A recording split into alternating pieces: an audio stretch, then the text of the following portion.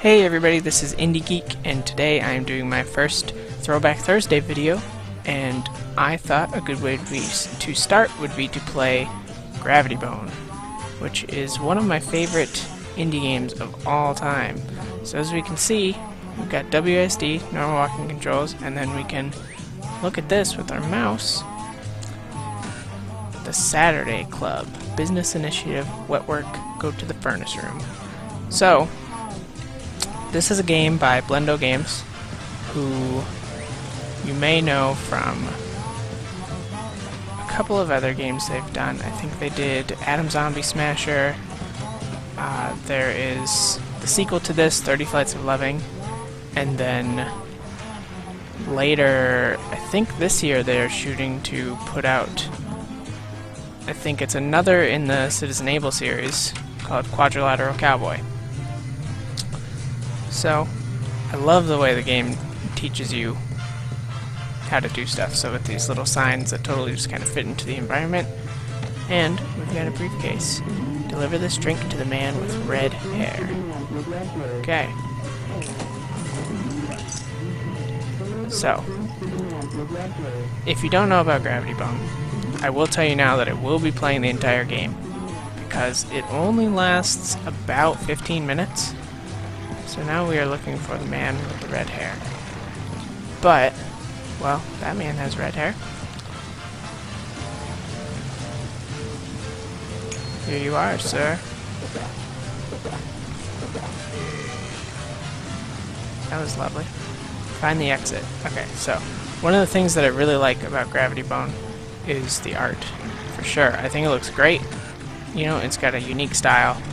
It's one of those things that makes, when you see one of these games, you definitely know that it's part of this series, because nothing else really quite looks like this. But with the gameplay, the Manitoba Beast bug placed into the line glass was successfully delivered to the target individual. With persistence and ingenuity, we can detect the Manitoba Beast bug's puny gases and track the target individual across the galaxy. Our requirements are please.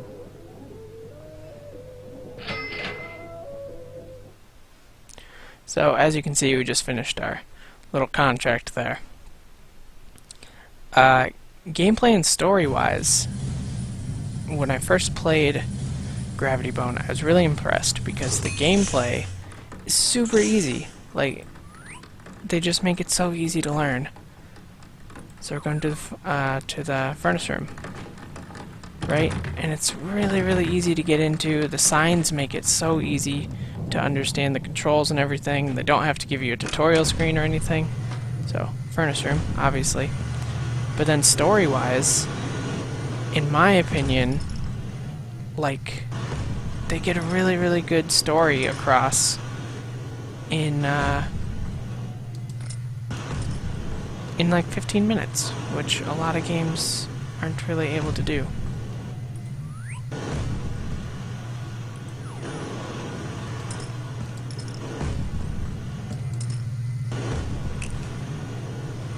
I mean, I've played games that lasted, so, I don't even know. Yeah, okay, so it does kind of give you a hint on how to do this, which is perfect. So, anyone who's seen any kind of movie or something like this pretty much knew what was going to happen there. Like, story-wise and gameplay-wise, it all just follows what you'd expect anyways from something like this, because, I mean, pretty much everyone has seen, like, spy movies and stuff like that, so you kind of already know how this kind of stuff goes. So we are going to photograph the 5 birds.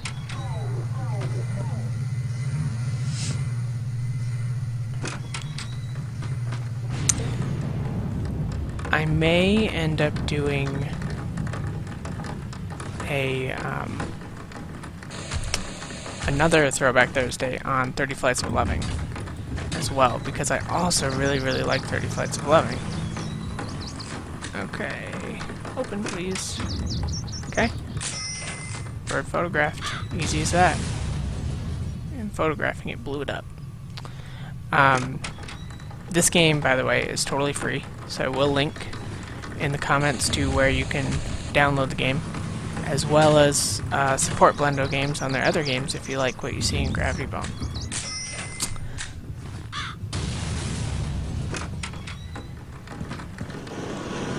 Anyone who is a fan of, like, Tarantino movies or Stanley Kubrick movies will probably see lots of, like, little references. It's pretty obvious that when they were working on this game, they were influenced by a lot of kind of classic movies, for sure. And you see, you know, besides just the spy movie references, the way they tell the stories are seemingly influenced in that way.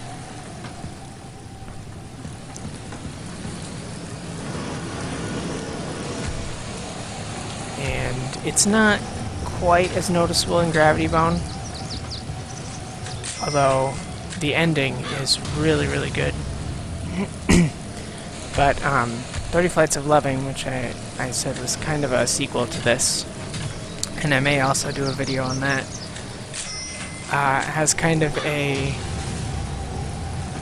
a Tarantino kind of tell the story in the wrong order kind of feel to it, which is really, really neat. I like it a lot. Okay, gotta find the exit, which I'm assuming we just go through here.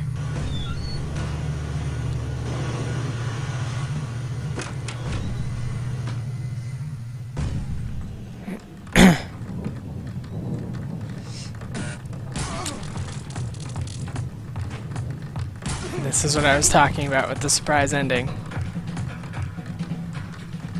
They do like to take their twists and turns with the story with this, and I feel like they do it in a really subtle way.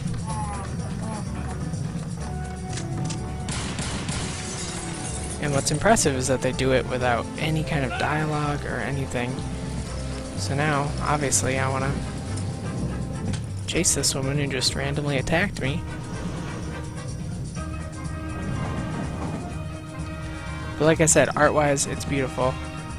And here's kind of where I was talking about the Stanley Kubrick references. One of the things they do a lot is use seemingly out-of-place music, which of course is a, you know, classic Stanley Kubrick kind of feel. So, you know, this kind of feels like, oh. So you can die. It's not just a straight walkthrough. Oh no, I don't know how far back this sent me. Pretty far back. That's okay though.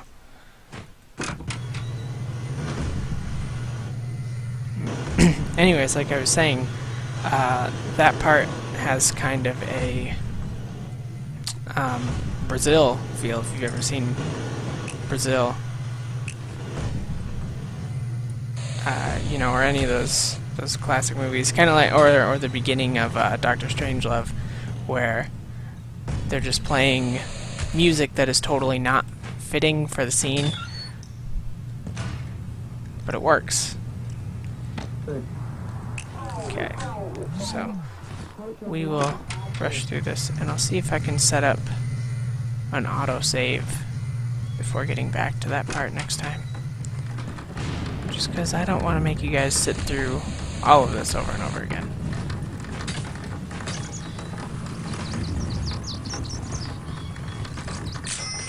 Yeah, I don't know, like, how under the radar it is right now, but I know that Quadrilateral Cowboy is one of my most anticipated games of the year, indie or otherwise. Although I don't know for a fact that it's coming out in 2014. Don't hold me to that. I wouldn't want to put words in the developer's mouth.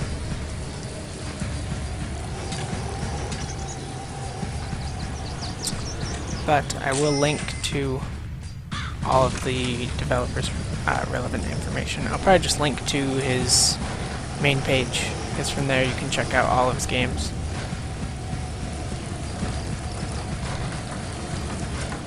And like I said, this game is totally free, so even though you guys will see the entire game, it's fun to play by yourself too, you know.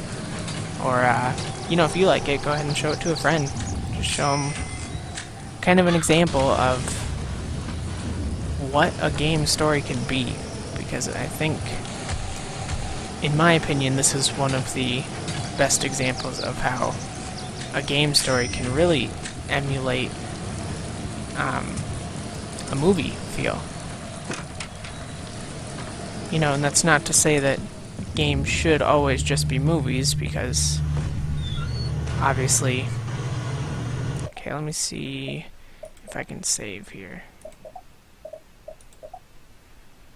Quick save is F6. Okay, I'm gonna throw down a save just so we don't have to go through all of that again.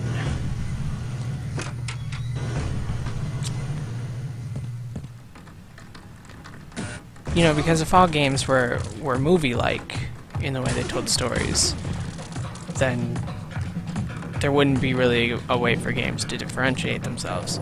But at the same time, I think a lot of game stories, you know, don't really have a lot of depth to them, or are told kind of clumsily, and I think that, you know, game story writers could learn a lot from movies.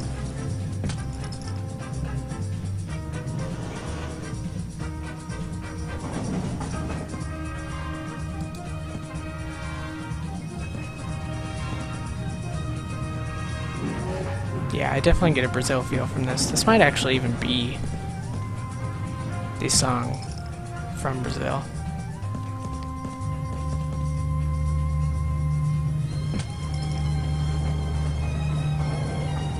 Yeah, it is. And if you haven't seen Brazil, it's kind of a weird movie, but what's really interesting about it is that this song is the only song in the soundtrack the entire time.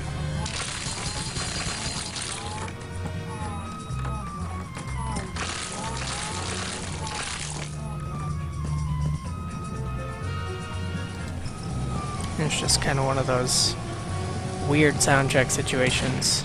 Oh no.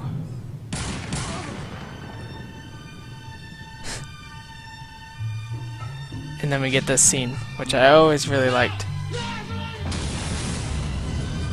We get all these little flashbacks to piece the entire story together.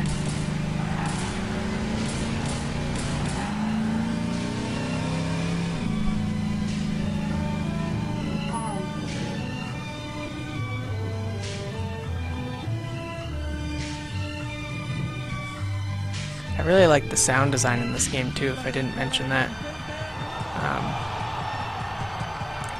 It almost sounds like the voices are... It feels like they're kind of purposely recorded in that way to kind of make them artistic and fit with the rest of the style of the game. So anyways, that is the end of Gravity Bone. And of course, like I said, I will link you to Brendan Chung's page so you can check out not only Gravity Bone, but everything else he's done too, because I don't think he's put out a bad game. Every game I've played of his, I really, really liked.